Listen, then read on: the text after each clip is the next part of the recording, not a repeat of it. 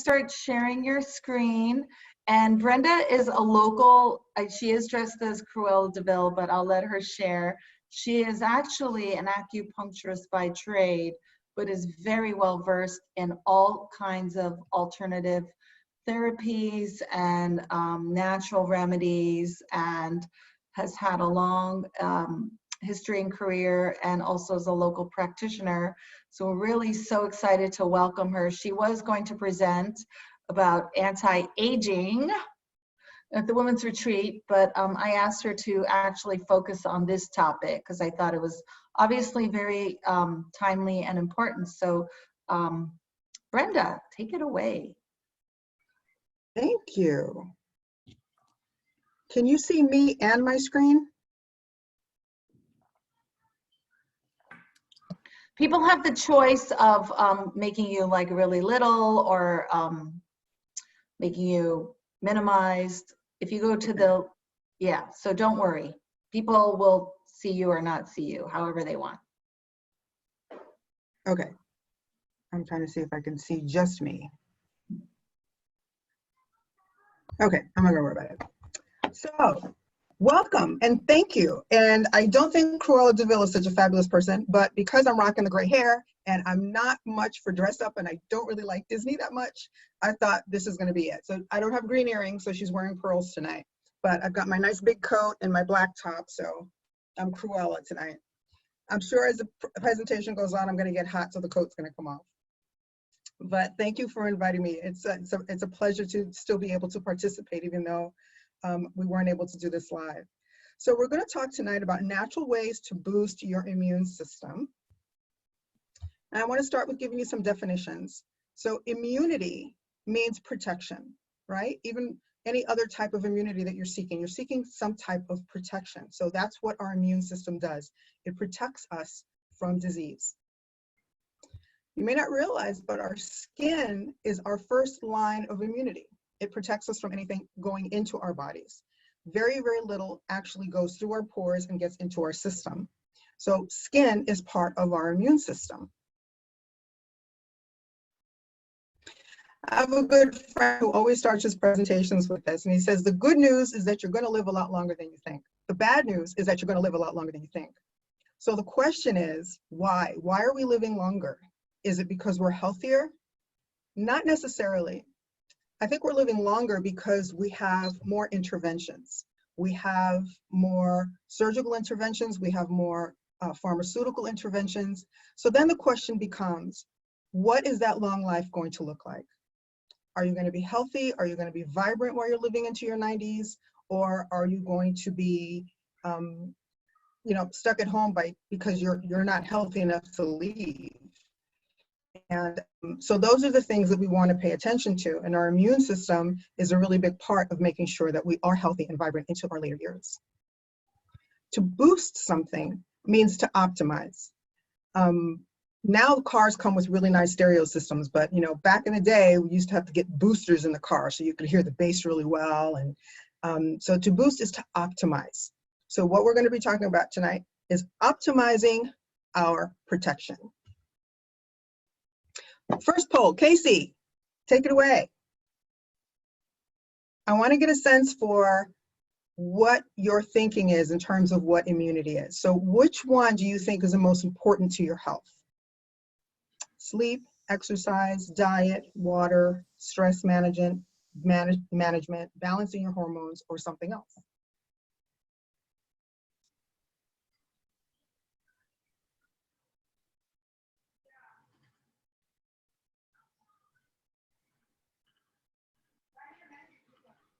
What do we have? All right, excellent. So we're going to start with sleep. We're going to talk a little bit about all of those things, but I'm really glad that so many of you feel that sleep is really important. So these are the 4 pillars of health, and this is what my clinical practice has taught me are the things that I really need to impress on my patients for optimizing their health. Sleep, exercise, diet, and balancing hormones. Sleep, very important. Good sleep, that kind of sleep where you're drooling, right? That's really, really important to do. R&R, typically we call R&R rest and relaxation, right? But I'm going to give you a couple of other definitions. Repair and restore. We sleep in different phases, different cycles. One of the cycles is where our body is repairing that paper cut, you stubbed your toe, you ate something that your digestive system isn't happy with and you're bloated, you have inflammation. Part of the sleep cycle is to repair that damage. And then another part of the sleep cycle is to restore our brain chemistry, restore our serotonin, restore our dopamine, restore all of our hormones. All that happens during sleep. So when you think about children, you know, as they grow, you see sometimes they come walking in the door or they get up in the morning and you could swear they've grown 3 inches. Well, they haven't exactly grown 3 inches, but they have grown. That happens at night. That happens when the body is at rest. All of these different metabolic processes happen at night. So restore and repair, very important to understand why sleep is important. So the Mayo Clinic says that infection-fighting antibodies and cells are, you guys are in my text here, are reduced during periods when you don't get enough sleep. So your body needs sleep to fight infectious diseases. Okay, did you get that? If you're not sleeping properly, we are not making the antibodies in the cells that we need in order to fight infection. WebMD says, a lot of studies show that our T cells go down if we are sleep deprived. This could potentially lead to greater risk of developing the flu. So in simple terms, sleep deprivation suppresses the immune system function. And the Sleep Foundation says that chronic sleep loss makes the flu vaccine less effective by reducing your body's ability to respond. I found that fascinating. I didn't know that, but very, very important. So how do we define good sleep? So good sleep is you get tired, you go to bed, you're out in 5 minutes or less, and you do not open your eyes again until you get up in the morning, okay? Not everybody sleeps that way, but that's what good sleep is. That's what good restorative sleep is supposed to look like. So you wake up in the morning and you feel great. So of course, many, many people have insomnia, and there are 2 different types. There's difficulty falling asleep. Difficulty falling asleep can often be due to mineral deficiencies, particularly magnesium, and we'll talk a little bit more about that. It can be due to high blood sugar. If you've eaten a lot of carbs or had heavy desserts or things like that in the evening, it can give you difficulty to fall asleep, or digestive issues. I have a lot of patients who say that when they lay down at night, that's when the GERD acts up. So taking care of those things and watching your diet is going to be important to help you fall asleep. And then there's difficulty staying asleep. Difficulty staying asleep can be due to hormonal imbalances. Sometimes we're having the little private summer moments, right? Night sweats at night.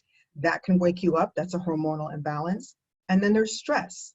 So cortisol, we'll talk more about that as well, but cortisol is our primary stress hormone, and it will wake you up typically and consistently between 3 and 4 o'clock in the morning.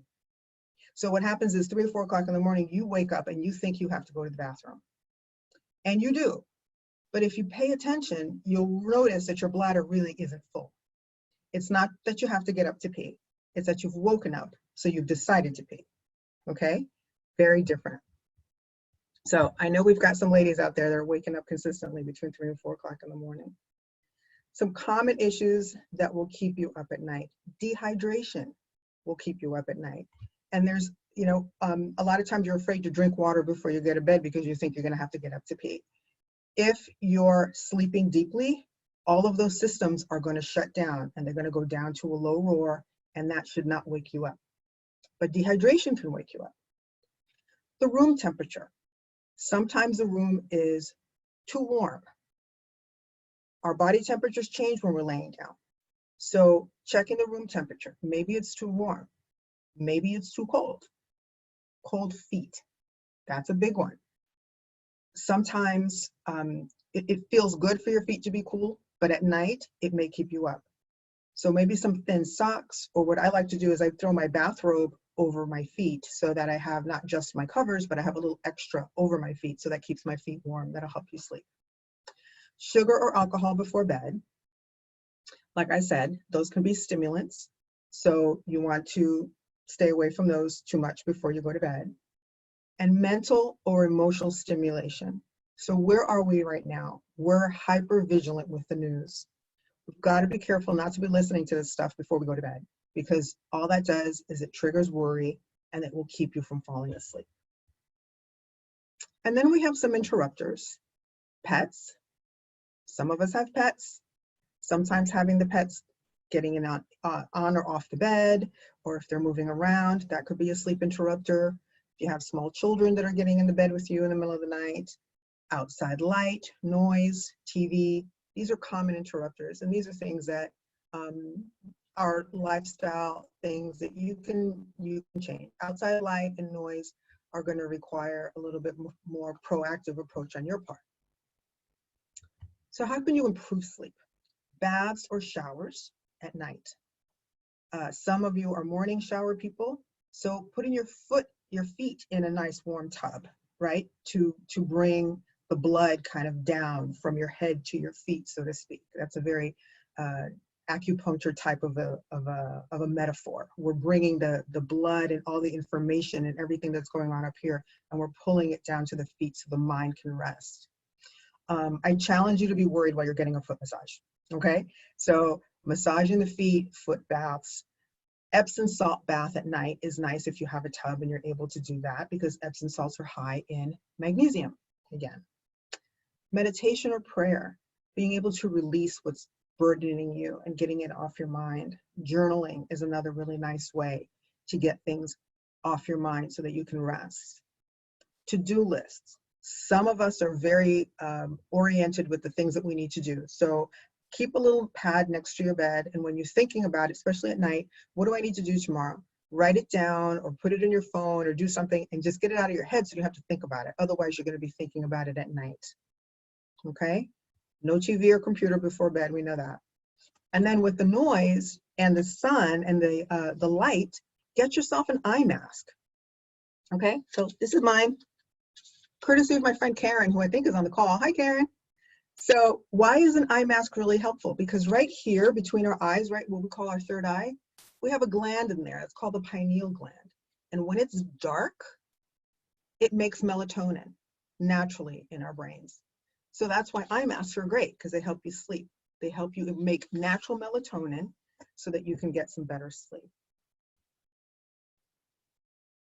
Foods, we talked about, alcohol and sugar, but also caffeine and chocolate. Now, everyone's body is different. Everyone responds differently. I can drink coffee and go straight to sleep. But if I've had chocolate in a day, I'm not going to sleep. Same thing with green tea. I can't have more than 1 cup of green tea. If I have green tea 2 days in a row, I'm not sleeping. So get to be familiar with your system and see what are your triggers, what are things that do affect you, so that you can have a better quality of sleep. And then before bed, a fatty protein can often help. Cheese, nuts, and of course, the traditional, we all know, the warm milk. All right, so why magnesium? Magnesium is a really, really important mineral. Almost all of us are deficient in that. In the nutrition field, we've known this for many years. Hopefully our colleagues on the other side of the medical model will catch up, but we are magnesium deficient. Magnesium is a natural muscle relaxer, and it's naturally calming. So excellent to take before you go to bed. Melatonin is not something that I recommend generally on a daily basis, but under the current circumstances, it's helpful in a couple of ways.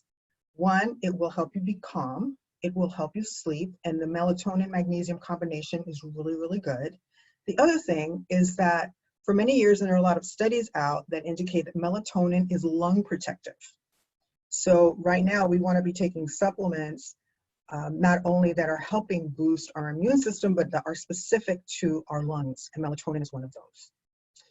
Omega-3 fish oils, you can take those before bed. They're anti-inflammatory. Sometimes it's the inflammation process that's keeping you up at night, so that can be really helpful. And if you are having night sweats or having a lot of anxiety, a progesterone cream can be really nice to help settle your system down. So those are some good ones to take, especially during this time.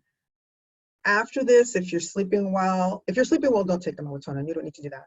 But for those that may not be sleeping so well, melatonin can be helpful until things settle down. And again, I don't necessarily recommend it as a daily supplement, but it's very helpful right now.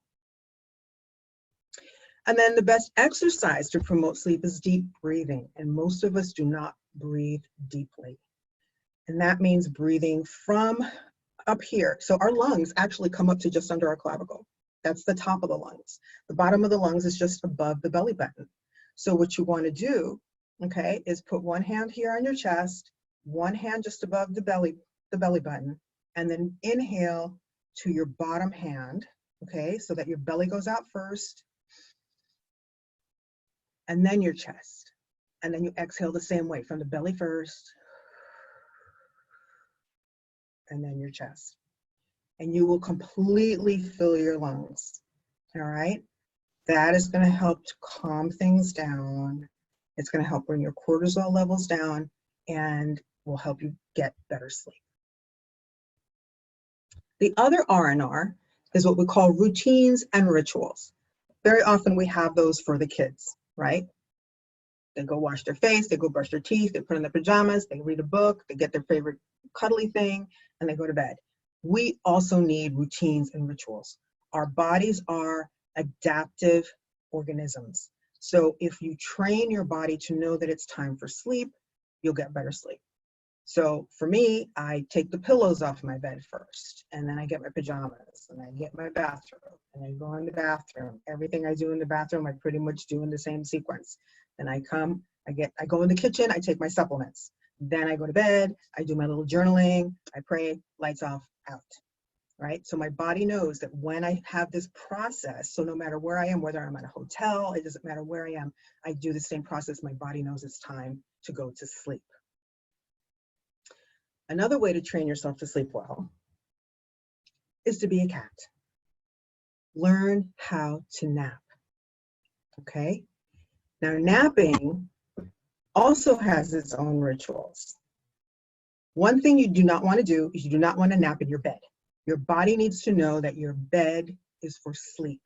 So it will go into deep sleep. When you nap, you sleep someplace else, on the couch. If you have to go in your bedroom, take your pillow and put it on the other end of the bed so that you're not in the same position.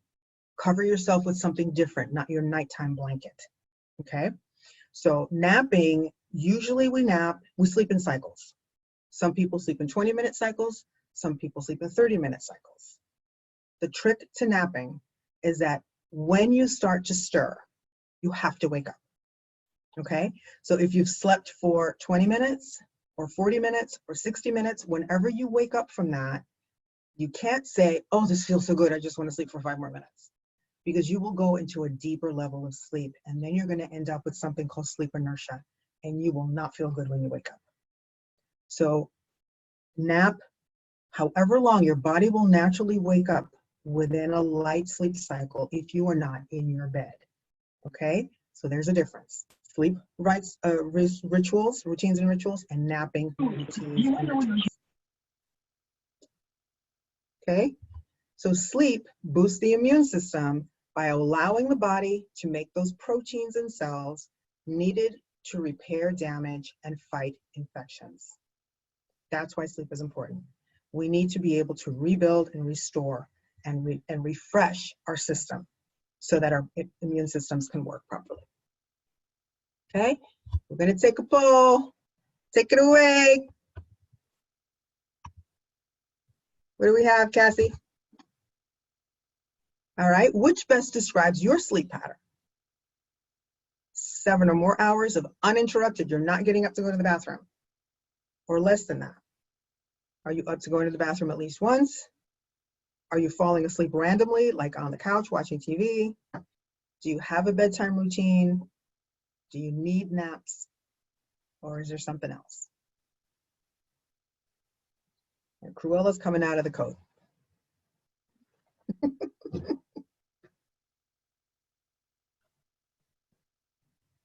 Okay, you see what's happening? Less than 7 hours of uninterrupted sleep, and you're up to going to the bathroom at least once. Okay, so that's an area you might want to start working on. Start with your routines and rituals. Get your body kind of accustomed to knowing, okay, it's time to go to bed. This is what I need to do. And then take a look at what are some of the interrupters that you might be dealing with, or some of the things that might be waking you up in the middle of the night or not allowing you to go to sleep. All right. So our next one is exercise. Exercise activates the immune system by increasing white blood cells. A good amount is 30 minutes of something intentional, right? So you're taking these 30 minutes to do something that's going to raise your heart rate a little bit. 3 times a week is fine. Every type of exercise works, but not every type of exercise works for everybody. What works best for you? Now we have to think about, what are your goals? What is your health? What are your objectives? Okay, first and foremost, it's got to be fun. This whole thing that I'm going to go spend 2 hours and have some drill sergeant scream at me and make me do insane things, that's not fun. Now, it may be fun for you, which is great. But first and foremost, we have to have fun, otherwise we're just not going to do it. So these are the questions you want to ask yourself. Are you self-motivated, right? Are you someone who's going to get up and go do it because you're motivated to do it yourself? Do you focus better if you're exercising alone, or do you do better with others, right? If you're fine doing alone, then you're going to look at a certain set of exercises. If you need to be more motivated with groups, then you want to look at that. Do you like to sweat? Some women don't like to sweat. So you have to look at what exercises you can do where you can still challenge yourself and get your heart rate up. That's not necessarily going to work up a sweat. Do you prefer to move quickly or slowly, right? Moving quickly is going to be jogging or running or Zumba or something that's really active, as opposed to maybe yoga or Tai Chi. What is your natural rhythm? Do you prefer to be indoors where you want to be in a class, or you want to be in a gym, or do you prefer to be outdoors? So you're going to do more things like hiking, or maybe join a team, some kind of team, a softball team, volleyball, something that's going to have you outside. And do you like to be static, or would you like to move forward? So again, this is your treadmill or your stationary bike, as opposed to going out for a walk and riding your bike outside. Right? So just to stimulate your thinking, what are some of the things that you enjoy? This pole walking is a new thing, and it's nice because it makes you move your arms. So it helps with cardio, and it helps with the heart. Or just, regular hiking, walking in the park. Here's an example again, riding your bike outside versus being in a spin class. Those are 2 different ways to do it. Both great. Either one is fine. And since we're at home, crank up the music and dance. Get the kids, get whoever's in the house, spend some time moving our bodies, because we're spending so much time sitting here like this, on the computer, or, getting all this great information on all these different Zoom calls, and we're not moving as much as we used to. So definitely get the music on and get your dance on. That'll be great. It'll be good for your soul too. All right. And then here's some stretching classes. Again, you can do it in class, or you can do it on your own. Now, when we get back out there in the world, one thing to note is that pretty much all of the gyms, or all of the group class things like Orange Theory and Soul Cycle and all those places, they have introductory offers. So if that's what you're tending toward doing, sign up for the introductory offer and just do one at a time.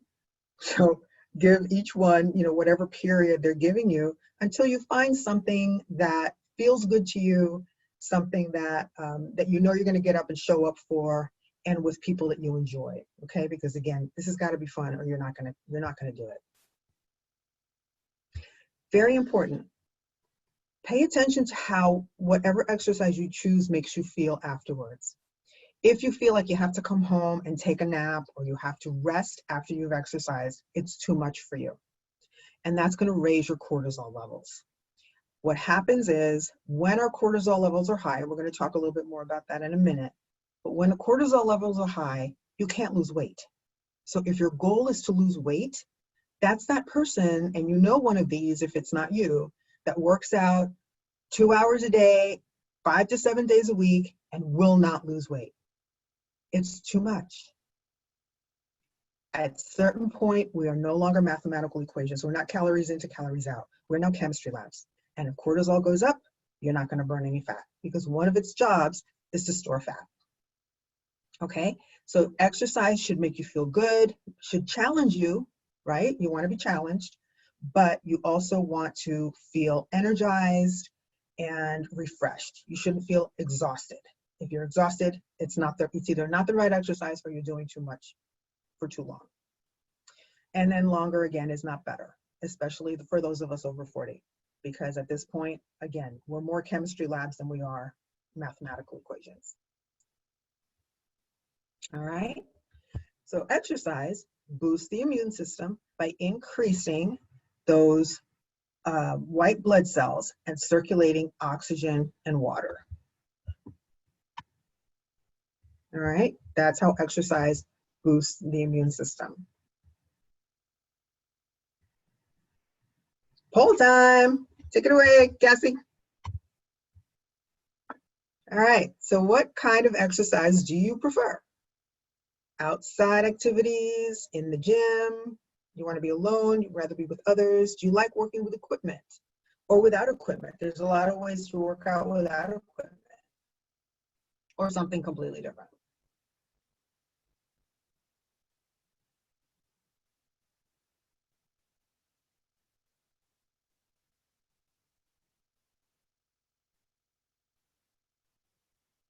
All right, a lot of our ladies want to be outside. That's excellent. So, you know, hiking, there's Tai Chi classes in the park. There's all different kinds of things that we could be doing outside, but being outside is great. Another really nice thing about being outside, especially if you're around some grass, if you can walk around on your bare feet in the grass for 5 or 10 minutes, that really helps to, it's like being by the ocean, right? So it helps to calm the system. It helps to neutralize all these electronic things that we have going on around us. And it's really, really good for the body. So try to get your feet in the grass. All right, that takes us to diet. Jack LaLanne, the father of the modern gym, said this really, really cool quote. And he says, dying is easy. Living is a pain in the butt. It's like an athletic event. You've got to train for it. You've got to eat right. You've got to exercise. Your health account, your bank account, they're the same thing. The more you put in, the more you can take out. Exercise is king, nutrition is queen. Together, you have a kingdom. I love that. So, diet, have one, don't be on one, okay? Diets, again, just like exercise. All diets work. Every single diet works. But not every diet works for everybody. There's not a single diet that will work for everyone. So don't look to be on a diet. Have a diet. Proper diet provides nutrition. That's what we're looking for. Nutrition provides the body with what it needs to fight infections. And it gives us the building blocks for repair, the repair that's going on at night while we're sleeping. Okay, very important part of our immune fighting arsenal are antioxidants. Antioxidants are found in primarily the richly colored fruits and vegetables, right? So your berries have a lot of color. Your kale, spinach, all of those beets, everything that's richly colored tends to be really high in antioxidants. So what are those? Let me see if I can explain this easily. All of our cells have 2 electrons. As a process of metabolism, just a process of life, some of those cells lose an electron. So now this is called a free radical because it only has 1. It's going to come and it's going to bump into other ones to try to take that electron from it. But what it ends up doing is it ends up making another free radical. These are the cells that damage our good cells, our healthy cells. What an antioxidant does is it surrounds this cell so that when this one comes a knocking, it can't take away the other electron. Okay, so we have more healthy cells than free radicals. That's why antioxidants are important, okay? Gotta have those in the diet. Fresh is always best. Fresh fruits and vegetables.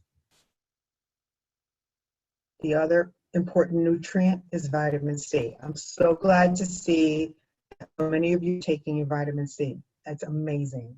I'm sure you've heard that they're doing IV vitamin C in New York and the patients are getting better faster. Why? Because vitamin C is very, very high in antioxidants. So all that vitamin C is flooding their system. It's protecting the healthy cells. So the virus can't get in there and damage the healthy cells. That's why people are recovering much more quickly. Okay? Now, vitamin C is water soluble. So that means that if you take too much, you're going to get diarrhea because that's how the body gets rid of it.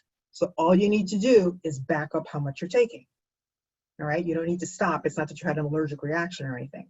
But if you're taking 1,000 and your stools are fine, and you bump it up to 1,500 and your stools are fine, and you bump it up to 2,000 and you get diarrhea, then back it up to 1,500, and that's what your body can tolerate. Everyone has a different tolerance level. I can take 2,000 a day. My husband can take 10. Okay? He's a big guy and he exercises. My son is an athlete. He can take about 10,000 as well. Their bodies use it up and they require it. So what your body will tell you how much to take. You always will know where your threshold is. In times of extra stress, kind of like now, or if you're not feeling well, then take a little extra and you shouldn't have a problem. But let's say if you're taking it during a stressful time or now, and then you all of a sudden get loose stools, then you know that you don't need that much anymore, and then you just back it down, okay? The other one that I'm so glad to see so many of you are taking is vitamin D, and I recommend D3 with K2. Vitamin D is amazing. First of all, it's not a vitamin. It's a hormone. When we go out into the sun, our body gets the sunlight on our skin and we synthesize it in our system, right? However, we're really not out there that much, even though for those of us in Southern California, I know we've got Hawaii in the house, we have a lot of people from sunny places. We're not outside working like they did, 50 years ago, where we were out in the garden and doing all this stuff. So most of us are vitamin D deficient. So we take it supplementally. Now, vitamin D is different from vitamin C because vitamin D is actually fat soluble. So don't take it on an empty stomach, you want to absorb it. You have to take it with something that has fat. Okay, so take it with a piece of cheese or take it with a meal, something that has fat so the vitamin D can actually process and get through your system. But it is also very, very important for supporting our immune cells, for supporting those immune cells, the T cells and all those kinds of things. It helps them to work better, and it also protects the lungs. Okay, so I know that there has been, over the course of the number of years, an emphasis on vitamin D. The medical community has finally come on board with that. They tell us that good levels is 35 on your labs. I encourage you as women to get your blood levels up to 50, because we have a good body of research that indicates that vitamin D levels at 50 or higher is also breast protective. So I get all of my ladies, that when I teach breast cancer prevention, I get all my ladies to get their labs up, to get their vitamin D levels up to 50, because that's going to be protective. It's not too high, it's not dangerous. That's a really good, safe level to get to, but it's going to give you even more benefit. Okay, so what are the rules for a healthy diet? I get that question all the time. Well, what's a good diet? What's a healthy diet? What you eat is going to depend on a lot of things. We're not all going to eat the same thing. Again, we have culture, we have tastes, we have, there are things that make life worth living, so to speak. But there are certain things that are going to be consistent within that. The first one is eat as natural as possible, okay? Fresh is preferred to frozen, frozen is preferred to canned, canned is preferred to processed. So as natural as possible is always going to be the best way. Consume clean animal proteins. For those of you that eat proteins, animal proteins, make sure you're getting your chicken, your beef, eggs, your milk, all of that. That's hormone-free and without antibiotics. They tell us that these things are cleaned out of the meat before they go to be processed. I would rather they didn't have it at all. Okay, so here's the problem we're having. About 30, no, it's been longer than that, probably about 40 years ago, was when the whole cholesterol thing started, and they told us that we weren't supposed to eat eggs, and they told us that we weren't supposed to eat beef. So all of a sudden, chickens became the thing. Now, a normal full-grown chicken is about this big, but you can go to the market and get a chicken breast that's almost that size. It's not supposed to be that big because we have such a demand. So they had to give them growth hormones so they would mature more quickly. In that process, they can't move. They're literally, the chicken breasts are so big that they can't move around. So they started getting infections, and they get infections when they're penned. So then they have to give them antibiotics to keep them from getting infected. Now what's happened is we've been eating that stuff for all these years. Notice how our girls are going through puberty so much younger than they were. Notice how our boys, if they get overweight, they're getting boobs. The hormone that is given to get those chickens to grow is estrogen, and we're consuming that estrogen. So make sure, clean proteins, clean eggs, clean milk, clean butter, clean chicken, clean beef. They don't tend to do anything with the pork. However, I just learned that they are doing it with the farm-raised salmon. They're giving them antibiotics. So get clean proteins. It's not that much more that you think. You don't have to go to Whole Foods. By policy, Trader Joe's, dairy, all of theirs is clean. So just take a look at the package and make sure you're getting good, clean proteins, okay? That's important. Don't be afraid of good fats, okay?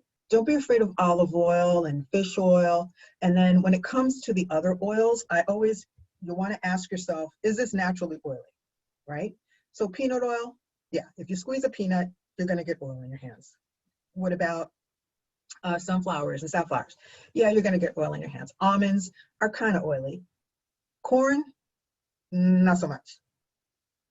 Okay, so I would stay away from that. But all of your good fats. So why are fats important? Fats are what coat our nervous system. Fat is what coats our nervous system. It's what coats our cells, our cell walls. If we're low on fat, things don't work well. One common denominator of violent criminals, you can look this up, a common denominator of violent criminals is low cholesterol. Okay, so do not, yes. Because the nervous system's short wire. If they don't have enough cholesterol in their system, they don't have enough fat to coat and to send the impulses down our nervous system.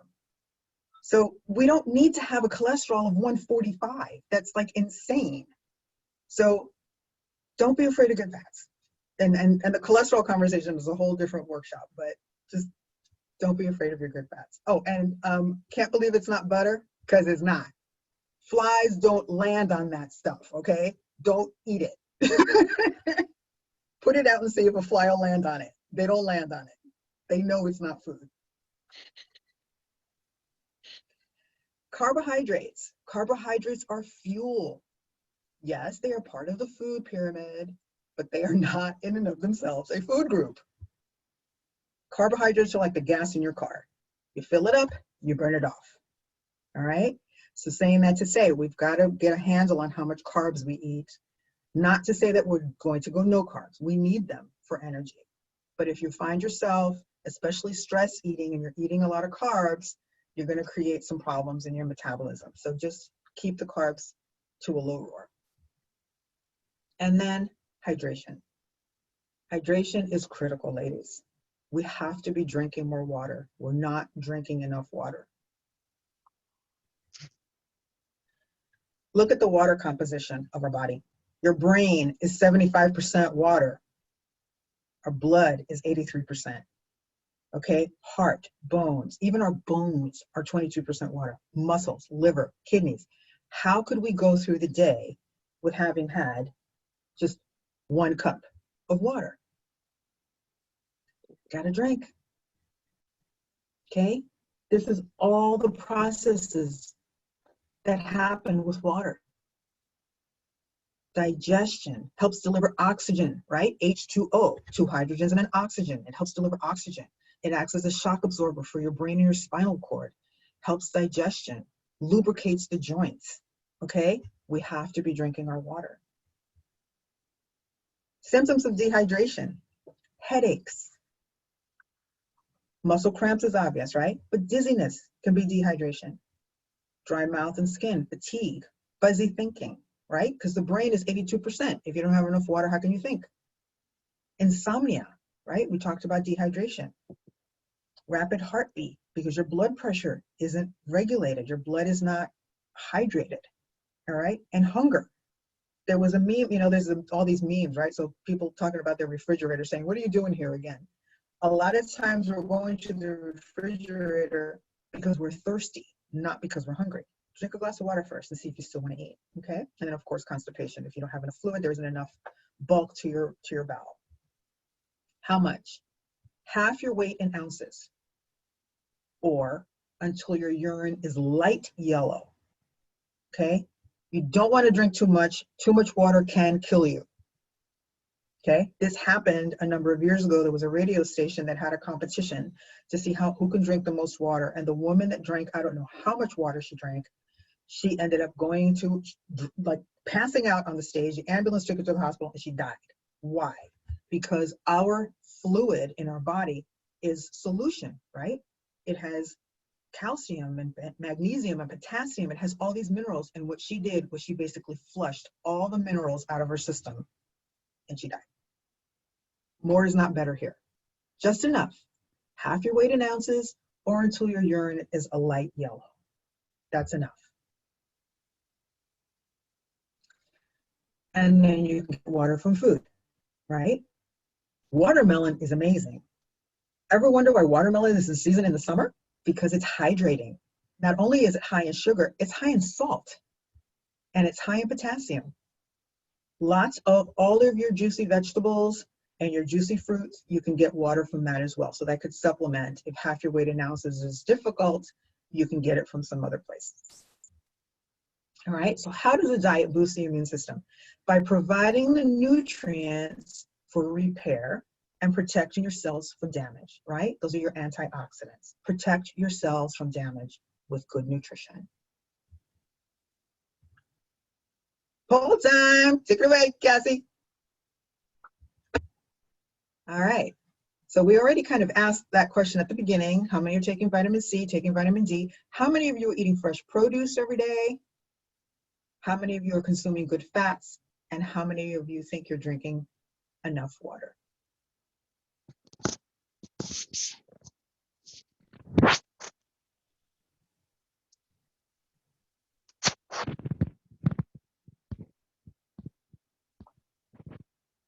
Oh, awesome. Eating fresh produce every day. Excellent. You look at you ladies. You're doing really good in this category. Very proud of you.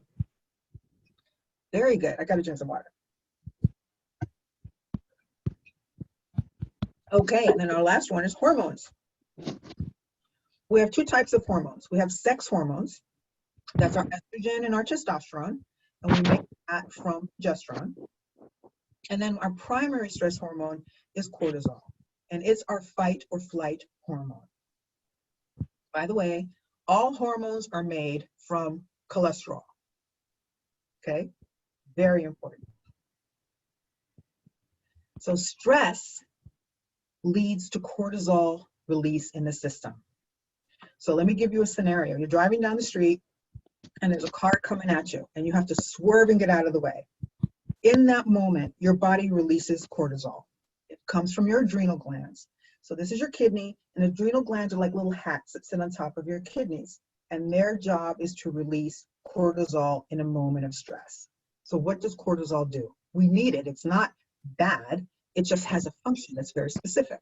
So in that moment, you do not need to eat. So your digestion is going to shut down. You do not need to have a baby. So your reproduction is going to shut down. You need to be able to be clear about what's going on. So your vision, instead of being this way, goes like this, right? It gets real focused. Your hearing goes down. You only kind of hear what you need to hear. if you've ever had an experience like this, you get, like, we call it that tunnel vision, right? It's like everything goes into slow motion.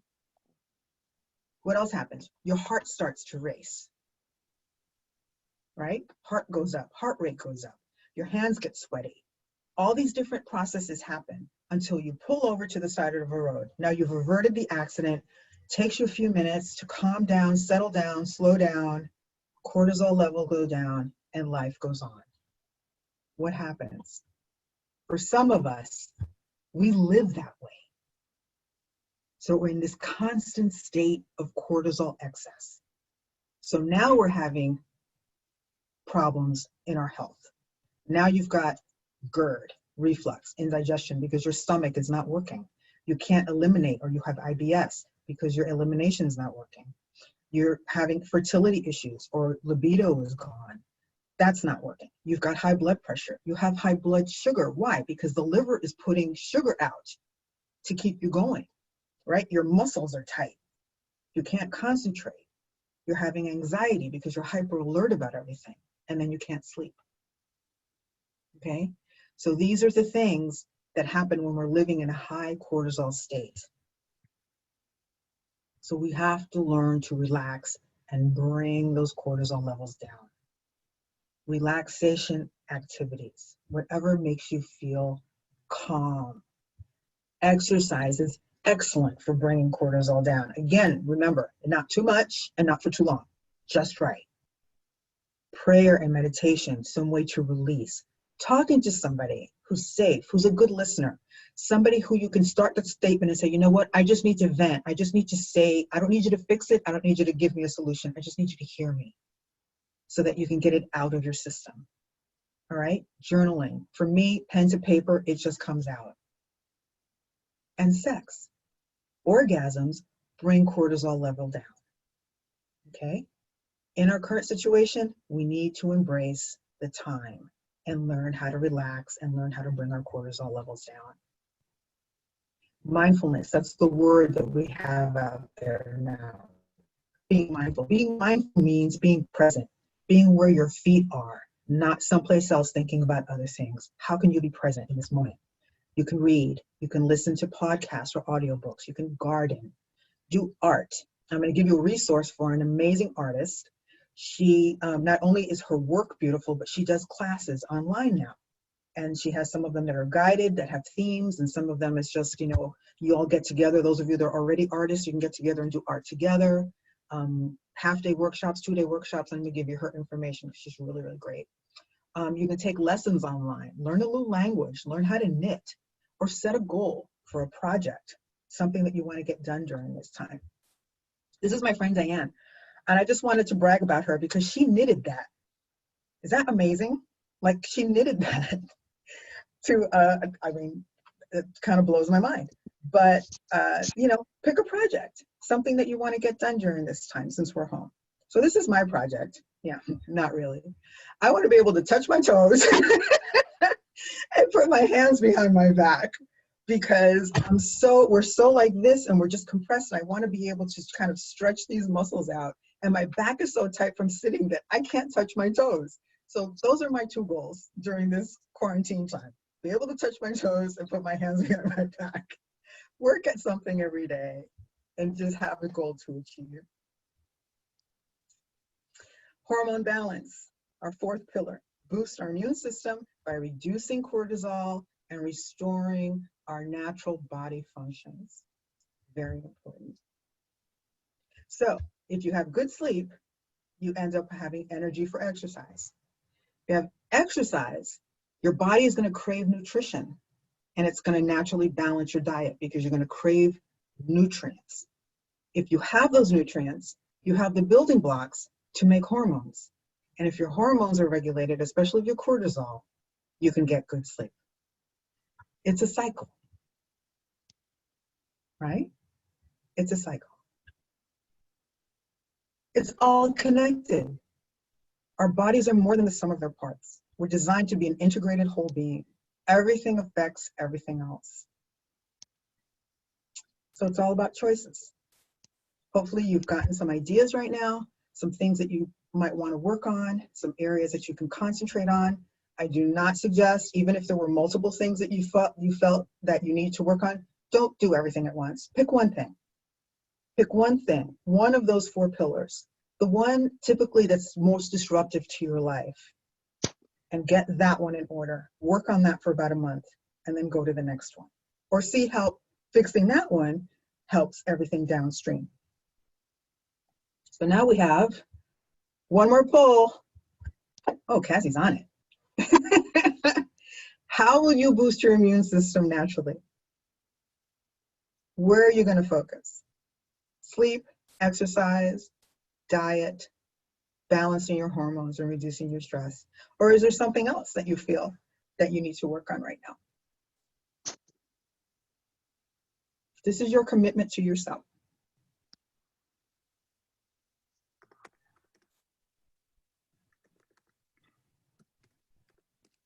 All right, sleep and exercise. I think those are both really, really good ones to start with.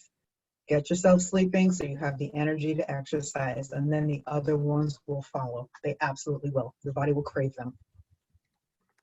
So I've got a couple of resources for you. This is a friend of mine who is sponsoring this event, Polynesian Dance. This is happening tomorrow at 5 o'clock.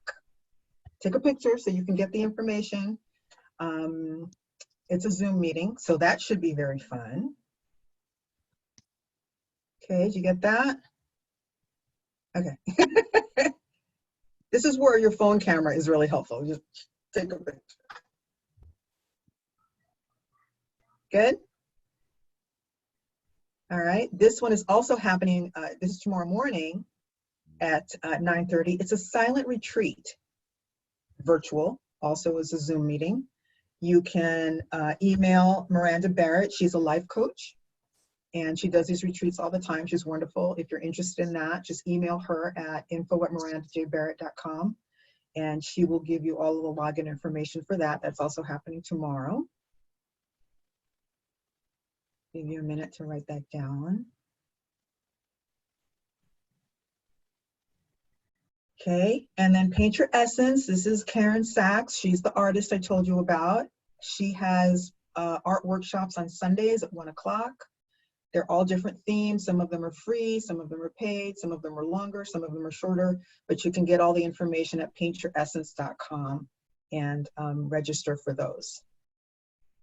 These are really fun. I'm not an artist, and I'm amazed at what I can come up with when she's guided with her themes. She's really awesome. And then you can always reach me. You know, I am still in practice. For those of you who are local, I am still seeing patients here at the office.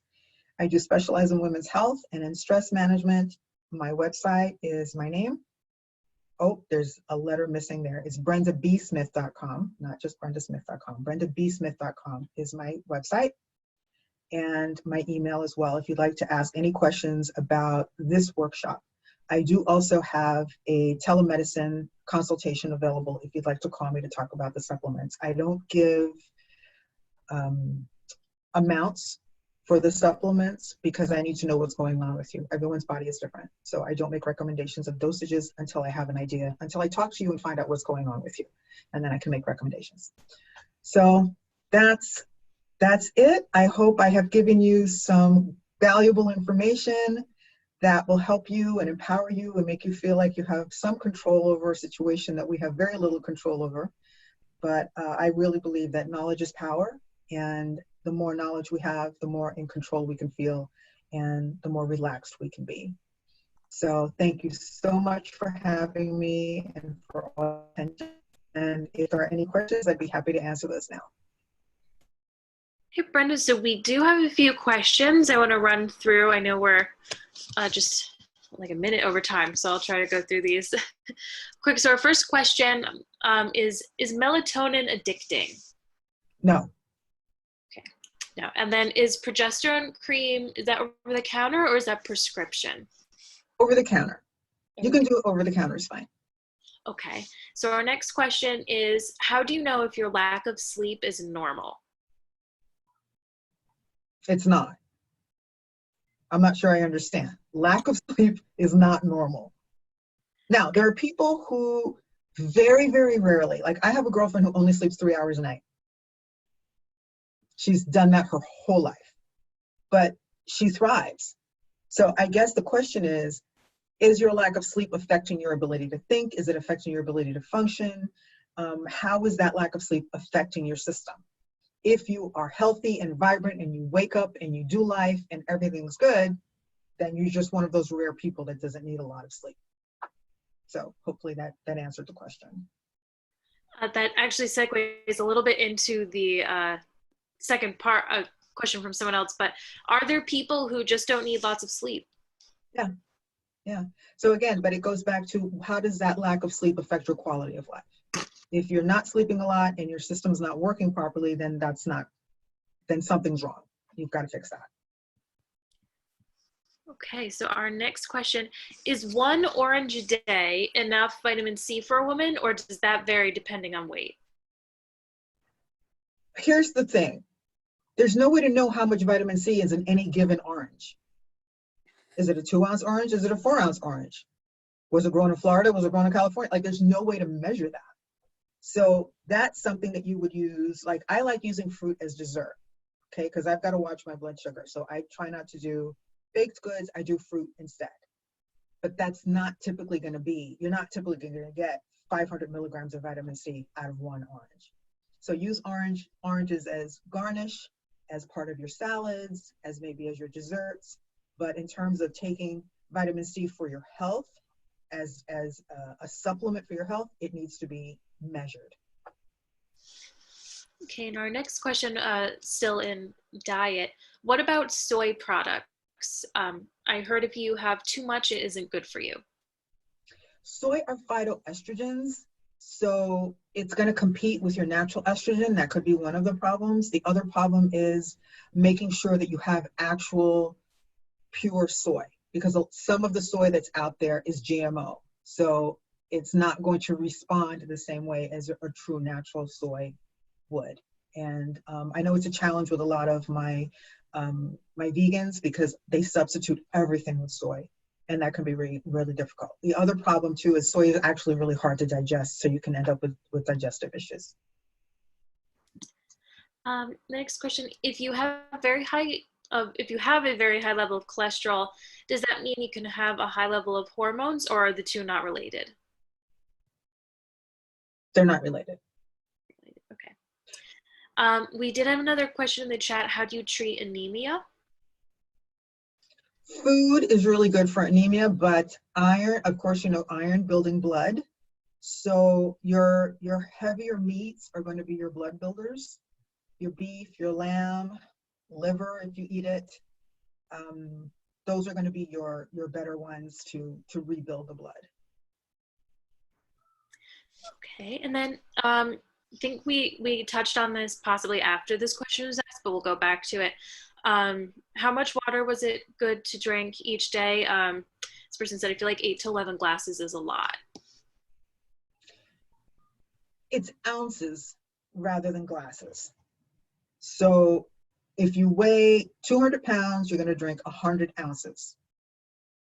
Okay? If that's too much. So here's the trick about this though. Let's say you're not really much of a water drinker now, and you can't just go from 8 ounces to 100. Your kidneys are not going to be happy with you. So work your way up.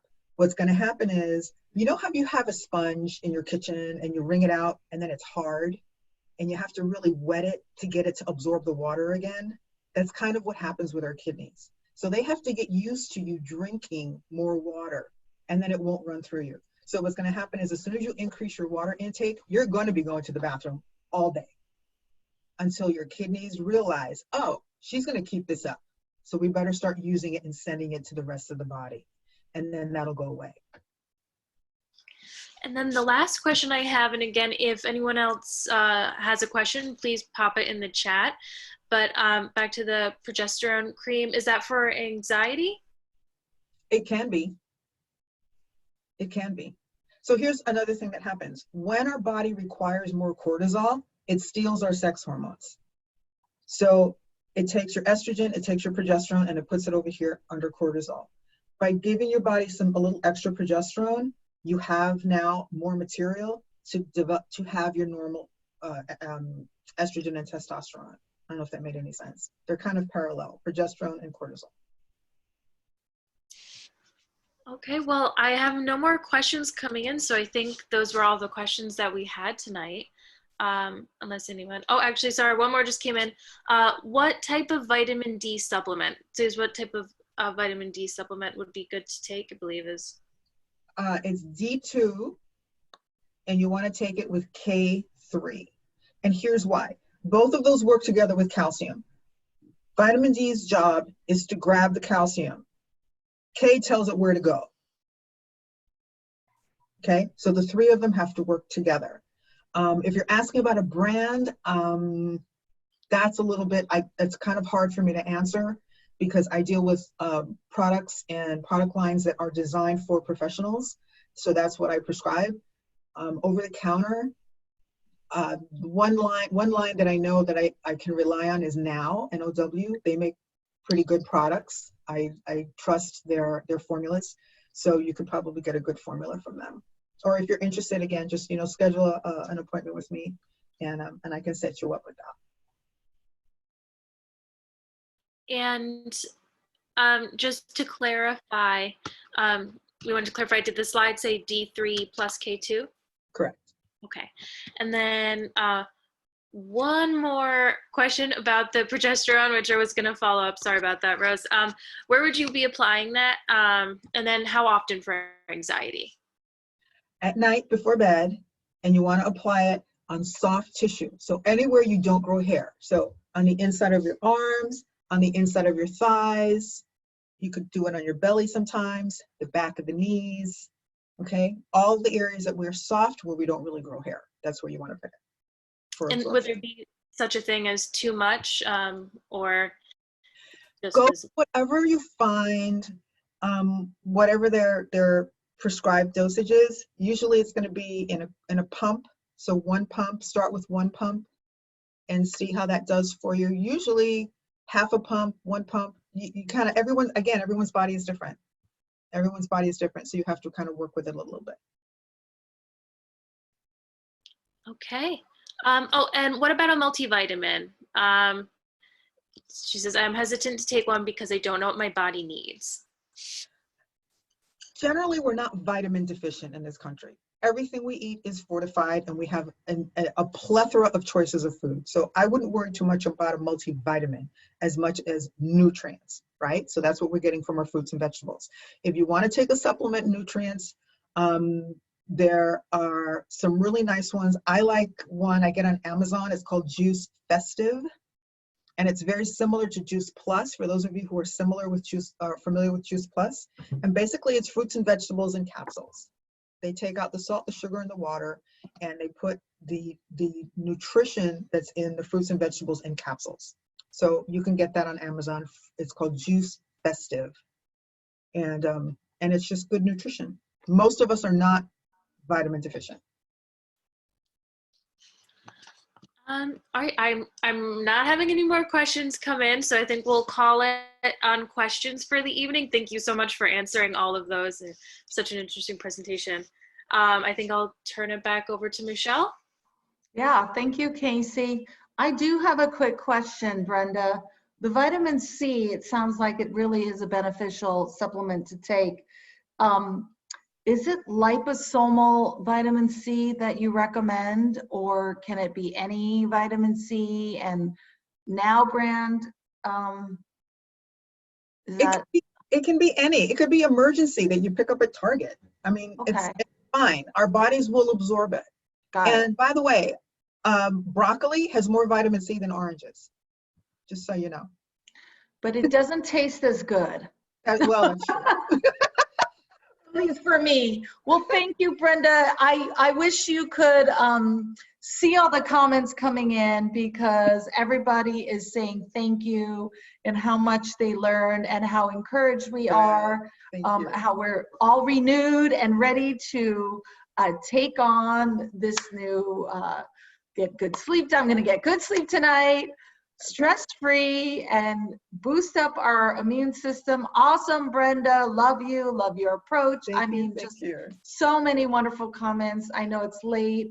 I especially give a shout out to our East Coast friends. Oh, yeah. You know, just to let you know, we have Illinois, Texas, Florida, Hawaii, Northern California, and of course, our Southern California sisters on this call. And it was so phenomenal. I'm so thankful for your time and all your advice. We'll definitely have you back for our next year's, hopefully in-person women's retreat in Newport. Nice. You were so amazing. And you guys will also email out your contact information in case anyone missed it. This is someone saying, wonderful presentation, great choice. So thank you again. I just wanted to tell everybody, Casey, do you have that last slide, our own slide about next weekend? We actually have two gatherings going on. Friday night, we have a meeting with Sandra, who is one of the social workers at our HTC, and she's going to lead us in a conversation about being in isolation with our partners and how that's going for everybody. Yes, funny, Jenny, I see your face. Yeah, so good thing I had mute because I was like yelling at my husband, turn off the TV, I'm in the middle. But we have that on Friday, so we're very much looking forward to that one. Of course, you know, men and women do seem to process a little differently.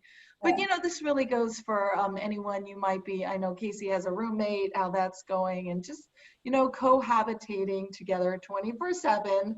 We'll be going into week 8. And then we have a really special Teen Girls Check-In. It actually, the title of that gathering was something about your period, and we just didn't think that the teen girls would be excited to join. The title had the word period in it, but we have a fabulous NYLI leader from Hawaii. Her name's Kira, and she's going to be leading the girls. So if you have a teen, please encourage them to join. I think it's a great support system and way to check in. And that'll be on Saturday. And then here's the rest of the schedule. We have an amazing woman from up north, Shelley Horowitz, is going to really just focus on being an advocate for yourself and how to document medical needs and things like that. And then the last one is going to be in Spanish, and that'll be on the same topic. So that pretty much wraps up our women's series.